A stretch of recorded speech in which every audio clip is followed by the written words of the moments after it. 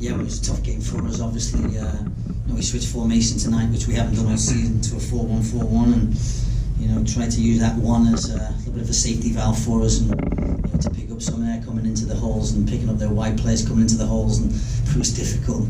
They made it very difficult. There's a lot of rotation, a lot of movement, and but we hung in there and we dug in. We cleared a lot of crosses, got in the way of a lot of shots, and did what we really haven't had to do in the NWSL most of the season, is play like that. I mean, it was a lot of the teams that we play against do that to us. They frustrate us and block things and make it difficult for us. But we dropped the press back a little bit today. There wasn't a high press for us, which is unusual. We felt that the more compact we were, the harder it would be for them to get through us. But they're very, very good in all fairness. But hats off to our players. A lot of young players played tonight. Ryan's 22-year-old played against Sommer on that right-hand side, and she looked at me after the game like, oh my God, she's so good. And I think a lot of the players, it's a great education for the group. And I think the performance was a good, gutsy American performance, I guess is the best way of describing it. And pleased for the players. They defended really well tonight. We pressed midfield to our goal really well, which is not like us. We usually higher up the field, but the goal came from us pressing high. They turned the ball over high, and we jumped on it. Lenny with a great ball to Hale, and we buried it. And from that point onwards, I think once we got the lead, I think it settled us in a little bit. And we turned the ball over a little bit more than we normally do tonight under pressure. And I think just under the whole thing of playing in a final, felt like an FA Cup final even before the game. But yeah, hats off to we got a young team out there tonight, and they did really well. So your team, with numerous players on international duty, take down a 5-time UEFA Champions League winner. What does that say for the NWSL status on the world footing? Obviously, we would like to have all our players here. I think it would have been an amazing game of football, to be honest with you, with both teams at full strength. But it wasn't to be, and the group that we've had here all week, Mourinho wasn't very happy with his young players yesterday against Liverpool, but I was happy with them today. They dug in, and Mary Speck had a really good game, at least defensively. Kyra Carrot to come in for Yuri, obviously, too. But I think it sets it wasn't our best performance tonight, but I think it sets a tone that, we can win against the big boys, and Lyon is a fantastic team, and that's why they are.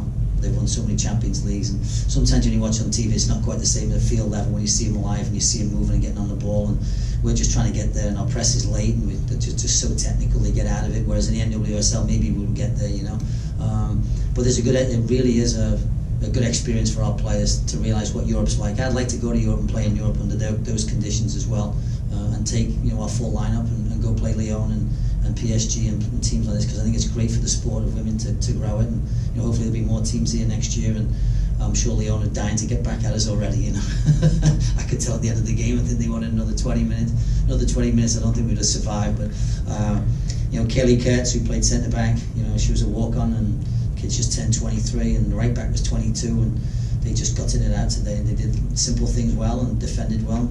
Man Mountain, Abby Erzig, our captain, was immense today, and our goalkeeper, Sabs, was fantastic, and she hasn't played in 4 months, so you've got to give her a lot of credit. She came off the injury report straight into the lineup today, and did well, and I think showed in Canada that maybe she is the #1 in Canada, and I'm pleased for her. She got a clean sheet, and she had to work for it, that's for sure. I think she had 6 or 7 really good saves, so yeah, didn't play as well as we'd like to play, but we did enough, I think, to get something out of the game, whether that was a point or whether that was a win.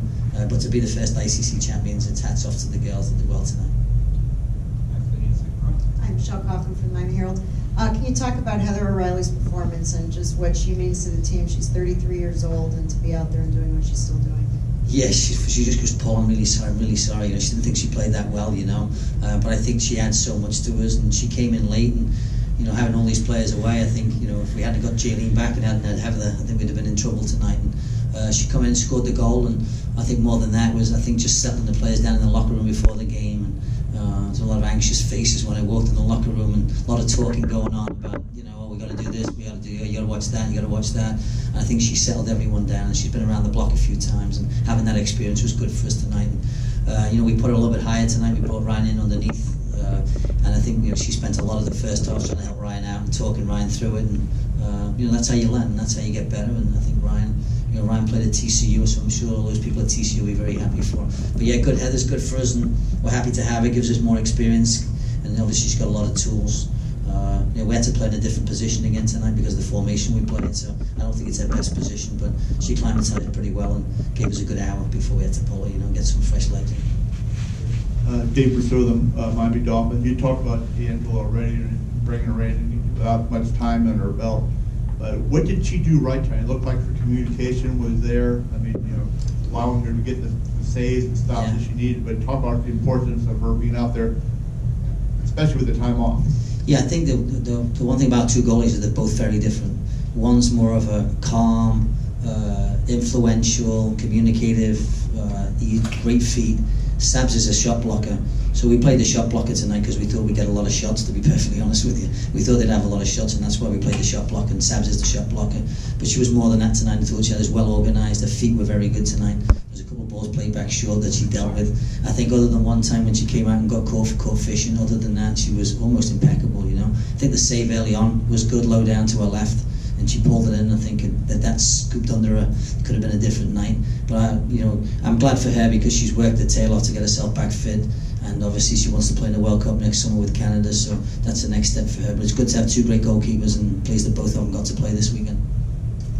So can you talk to us a little bit about the decision-making process behind the lineup that you put out, both the personnel and the formation? Yeah, I mean, we talked a lot about it. We spent a lot of time looking at the game tape of Lyon and thinking where we could, stop them from being Lyon. And we felt the box was narrow, even against PSG. We felt they hit us in the wide areas, and when we watched them play the other night, they hit Manchester City in the wide areas pretty bad. So we felt if we could clog up the wide areas a little bit better and keep the ball in front of us, we'd be better off. And it's not normally what we do. We normally leave the wide areas wide open and we clog up the middle, but we did the opposite tonight, tried to clog up the wide areas and push them down the middle a little bit more. And I think we made it difficult for them. I think Henri Saki weren't as effective as maybe they were the other night. Obviously, as the game got stretched, they got into the game a little bit more last 20 minutes. But I think we did a good job, and the key role was really the 1-4-1. The one sitting in the one was really there to stop the forwards coming into spaces and causing problems for the team. And we felt with the box there, the box would get pulled all over the place. The sixes would get pulled out, the tens would get pulled out, and we'd just be a mess. So we changed it. The first time all season. We had 48 hours to work on it and did the best we could with it. I'm thinking if we got to do it again, we'd probably do it a little bit differently, maybe at least have more time to spend on it. And we haven't worked on it in pre-season. We played a diamond in pre-season, we played a 4-3-3 in pre-season, we never played a 4-1-4-1. So you got to give credit to the players. They listened. We spent a lot of time on the board, looking at video, breaking the game tape down over the last 48 hours in preparation. And Yorick was really good when she was there for that hour. She was really, really good. And then when Carrie went in, obviously Carrie's not Yori. She's not as good on the ball as Yori, but she did a good job, in all fairness to her, just clogging up that space. And as it went deep into the game, we dropped Mary Speck back alongside and dropped Sullivan up along backside and almost went to a 5 straight across, and just tried to clog the lanes up and stop them getting in. And if they were going to beat us, then at that point it had to be around the outsides, which they actually did get around Jay Hinkle quite a bit, and then back around Ryan late in the game and delivered a lot of crosses. But yeah, I mean, you think the game plan worked or it didn't? I don't care either way. So we got the result, and we're normally about the performance and not the result. But when it's in the FA Cup final, it's a cup final. The result's probably a little bit sweeter than the performance. So we'll take it. Coach, first of all, do you know the story? No, I don't yet. The Japanese player said to one of our players there was an ACL, but that's not.